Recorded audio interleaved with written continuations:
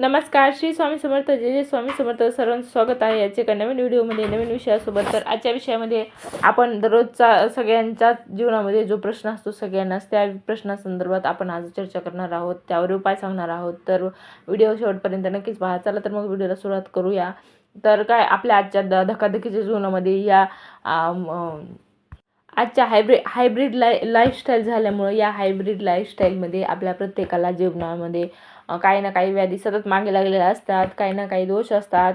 शरीरासंबंधित आपल्याला तणाव असतो आणि तो तणाव वाढतच जातो. आपलं शरीर सुदृढ असेल तर आपण सगळ्या गोष्टी व्यवस्थित करू शकतो, आणि आपलं शरीर जर आपलं व्यवस्थित नसेल तर आपल्या मागं सतत दवाखाना असतो. आपण कमवलेली जी जमापुंजी असते सर्व दवाखान्यामध्ये जाते. त्यामुळे आपल्याला घरामध्ये सतत आपण मानसिक तणावामध्ये वावरत असतो, आणि आपली जी प्रगती आर्थिक व्हायची असते ती कधीच होत नाही. आपण आहे त्या ठिकाणीच साचल्यासारखे राहतो, आणि या सगळ्या गोष्टी आपल्याला या आरोग्याच्या गोष्टी असतात त्या आपल्याला कधीच कुठलाच मार्ग शोधू शकत नाहीत. आपण मानसिकदृष्ट्याही खूप खचलो जातो.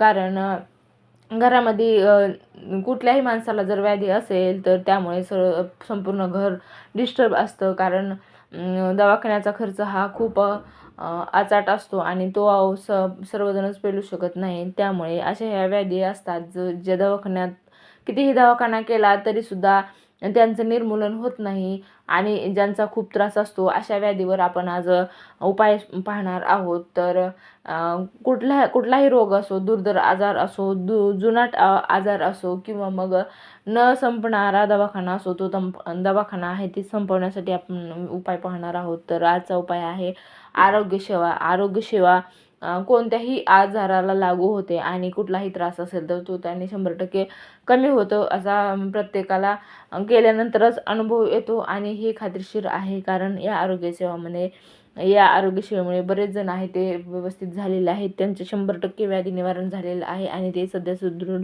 लाईफस्टाईल जगत आहेत. त्यामुळे ही आरोग्यसेवा, जर कुणाला खरंच दुर्धर आजार असेल आणि दवाखान्यामध्ये खूप खर्च होत असेल आणि ती व्याधी जात नसेल, तर ही आरोग्यसेवा करायला काहीच हरकत नाही. त्यामुळे आज मी तुम्हाला आरोग्यसेवा सांगणार आहे.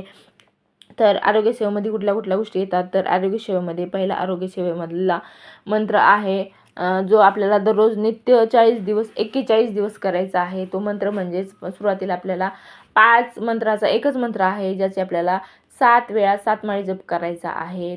तो मंत्र म्हणजे श्री स्वामी समर्थ, ओम हनुमंताय नमः, ओम दाताय नमः, ओम नमः शिवाय, ओम मच्छिंद्रनाथाय नमः, ओम खरदंसाय नमः. हा संपूर्ण एकच मंत्र आहे. कोणाला जर आवश्यकता असेल तर तो लिहून घ्या. असा एक संपूर्ण मंत्र आहे. सुरुवातीला श्री स्वामी समर्थ, ओम हनुमंताय नमः, ओम दाताय नमः, ओम नमः शिवाय, ओम मच्छिंद्रनाथाय नमः, ओम खरदंसाय नमः, असा हा संपूर्ण एक मंत्र आहे. आणि तो मंत्र आपल्याला 7 माळी म्हणायचा आहे. हा अत्यंत प्रभावी मंत्र आहे, आणि सगळ्यात महत्त्वाचा आरोग्यसेवेमध्ये असणारा हा मंत्र आहे.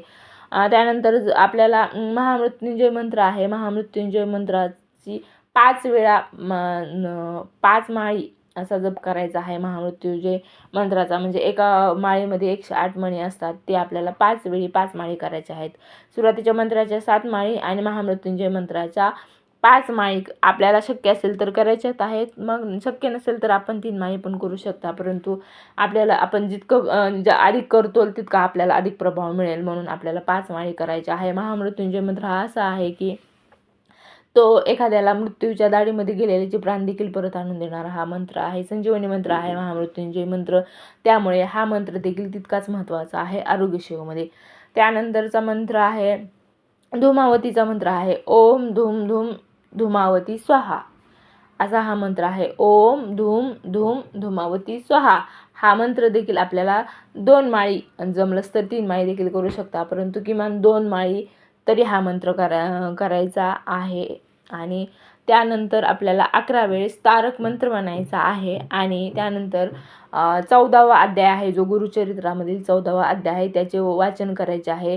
18वा अध्यायाचे देखील वाचन करायचे आहे दररोज नित्य. आणि नवनाथ भक्तिसार, नवनाथ ग्रंथामधील 5वा अध्याय आहे, जो 5वा अध्याय भूत बाधा पिशाच यापासून आपल्याला मुक्ती देणार आहे. आपल्याला बाहेरची बाधा असेल, करणी तोडगा अशा गोष्टी असेल, किंवा आपल्या घरामध्ये वाईट शक्ती असेल, आपल्याला कुठल्या गोष्टीचा त्रास होत असेल तर तो त्रास कायमचा दूर व्हायला या 5व्या अध्यायामुळं, नवनाथाच्या 5व्या अध्यायामुळे अतिशय प्रभाव पडतो आणि त्यामुळे ही व्याधी दूर, सगळ्या गोष्टी एकत्रित येऊन आपल्याला जी व्याधी असेल ती दूर होण्यास मदत होते. आणि त्यामुळे या आरोग्य सेवेमधील सगळ्या गोष्टी एकत्रित येणं, सगळ्याच गोष्टी करणं महत्त्वाचे आहेत. एकच गोष्ट घेतली, एकच मंत्र केला आणि झालं असं होत नाही. सगळ्या मंत्राचं सामर्थ्य एकत्रित व्हावं यासाठी सगळ्या मंत्राचा जप करणं आवश्यक आहे. सकाळ आणि संध्याकाळ 2 टाईम या सगळ्या मंत्राचा जप करायचा आहे.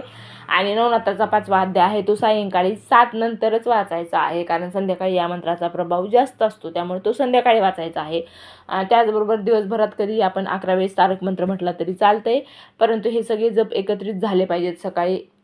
सकाळी ही सेवा करायला 2 तास लागतात, संध्याकाळी 2 तास लागतात. जमेल तितक्या प्रमाणात, जमेल तशी सेवा केली तरीही फळ मिळते, परंतु आपल्याला अधिक लवकर सांगितले आहेत तसे प्राप्त करून घ्यायचे असेल तर तो जशी सेवा केली तर 1 महिन्याच्या आत आपली व्याधी पळून जाते आणि आपले शरीर सुदृढ व्हायला मदत होते. महामृत्युंजय मंत्राचा प्रभाव आणि सुरुवातीचा जो बीज मंत्र आहे आरोग्य सेवेतील श्री स्वामी समर्थ ओम हनुमंताय नमो, ओम दाताय नमो, ओम नमः शिवाय, ओम मच्छिंद्रनाथाय नमो, हा मंत्र अतिशय प्रभावी आहे. या सर्व मंत्राचा एकत्रित प्रभाव आल्यामुळे आपल्यातील व्याधी संपूर्णपणे नष्ट होते आणि आपण सुदृढ होतो. हा विश्वास आपण केल्यानंतर स्वतःचाच बसतो. त्यामुळे करून पाहिल्यानंतर आणि सेवा व्यवस्थित, काही वेळेस काय होतं, सेवा अर्धवट केली जाते आणि त्याचा प्रभावही अर्धवट मिळतो, त्यामुळे अनुभव येत नाही आणि काय होतंय कशाचं काय असं म्हटलं जातं. परंतु ज्याला खरंच बरं व्हायचं आहे, ज्याला आपलं व्याधी पळून लावायची, त्यानं अतिशय मनोभावे सकाळ संध्याकाळ जशी सांगितली आहे तशी सेवा करायची आणि या सेवेचा 100 नाही 200% प्रभाव पडतो आणि आपली व्याधी पळून जायला मदत होती. त्यामुळे ही आरोग्य सेवा करताना या गोष्टी पाळायच्या आहेत. सकाळ आणि संध्याकाळी 2-2 तास सेवा करायचीच आहे. आणि नवनाथ ग्रंथातील 5वा अध्याय तर अतिशय महत्त्वाचा आहे, तो देखील वाचायचा आहे. आपल्याला सेवा करताना काय करायचं आहे, शुचिर्भूत होऊन देवपूजा वगैरे झाल्यानंतर आपल्याला एका पेल्यामध्ये पाणी घ्यायचं आहे आणि संपूर्ण सेवा होईपर्यंत त्या पेल्यामध्ये 1 तुळशीपत्र टाकून आपल्याला पेल्यावर हात ठेवून ही संपूर्ण सेवा करायची आहे. आणि सकाळ संध्याकाळ 2 टाईम असंच करायचं आहे. आणि सेवा झाल्यानंतर आपल्याला पेल्यातील पाण्यामध्ये थोडंसं अगरबत्तीचं थोडंसं किंचित असं भस्म टाकायचं आहे आणि आपल्या कपाळाला देखील लावायचं आहे. आपल्या शरीराला लावलं तरीही खूप उत्तम आहे. हे आपल्याला नमस्कार करून स्वामींना प्रार्थना करून लवकरात लवकर माझी व्याधी निवारण करा अशी प्रार्थना करायची. आणि हे तीर्थ आपल्याला जे तयार झालेलं आहे ग्लासामध्ये ते आपल्याला संपूर्ण प्राशन करायचं आहे. त्यानंतर बाकीचं पाणी जे आहे ते दुसरं पाणी प्यायचं आहे त्याच्यावरून आणि आपल्याला नमस्कार करायचा आहे 2 वेळेस सकाळ संध्याकाळ. अशा गोष्टी पाळल्यानंतर आपली जी व्याधी जशी काय कोणतीही कठोर व्याधी असेल तर ती निवारण नक्कीच होईल आणि आपण आपल्या प्रकृतीमध्ये हळूहळू सुधारणा व्हायला मदत होईल. 41 दिवस ही सेवा करा आणि आपला अनुभव नक्कीच मला शेअर करा. व्हिडिओ आवडला असेल तर व्हिडिओला एक लाईक करा आणि चॅनलला सबस्क्राईब करा. भेटूयात तो अशाच एका नवीन व्हिडिओसोबत, नवीन उपायासोबत.